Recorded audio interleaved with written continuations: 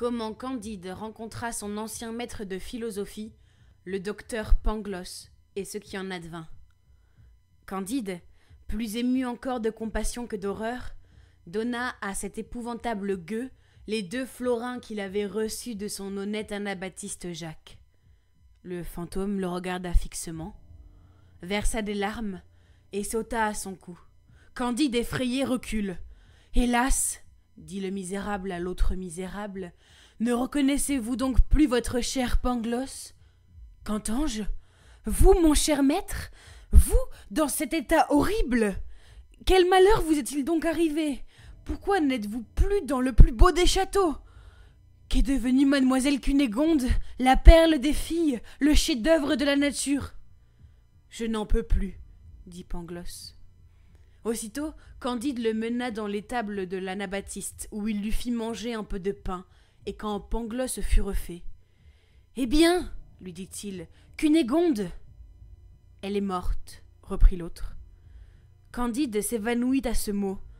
Son ami rappela ses sens avec un peu de mauvais vinaigre qui se trouvait par hasard dans l'étable. Candide rouvre les yeux. « Cunégonde est morte. Ah, meilleur des mondes, où êtes-vous ? Mais de quelle maladie est-elle morte ? Ne serait-ce point de m'avoir vu chasser du beau château de monsieur son père à grands coups de pied ? » ?»« Non, » dit Pangloss. « Elle a été éventrée par des soldats bulgares, après avoir été violée autant qu'on peut l'être. Ils ont cassé la tête à monsieur le baron qui voulait la défendre. Madame la baronne a été coupée en morceaux. Mon pauvre pupille, traité précisément comme sa sœur. Et quant au château, il n'est pas resté pierre sur pierre, pas une grange, pas un mouton, pas un canard, pas un arbre. Mais nous avons été bien vengés, car les Abares en ont fait autant dans une baronnie voisine qui appartenait à un seigneur bulgare. » À ce discours, Candide s'évanouit encore.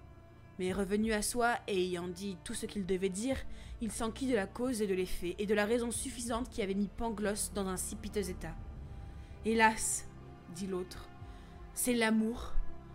L'amour, le consolateur du genre humain, le conservateur de l'univers, l'âme de tous les êtres sensibles, le tendre amour. Hélas, dit Candide, je l'ai connu cet amour, ce souverain des cœurs, cette âme de notre âme. Il ne m'a jamais valu qu'un baiser et 20 coups de pied au cul. Comment cette belle cause a-t-elle pu produire en vous un effet si abominable ?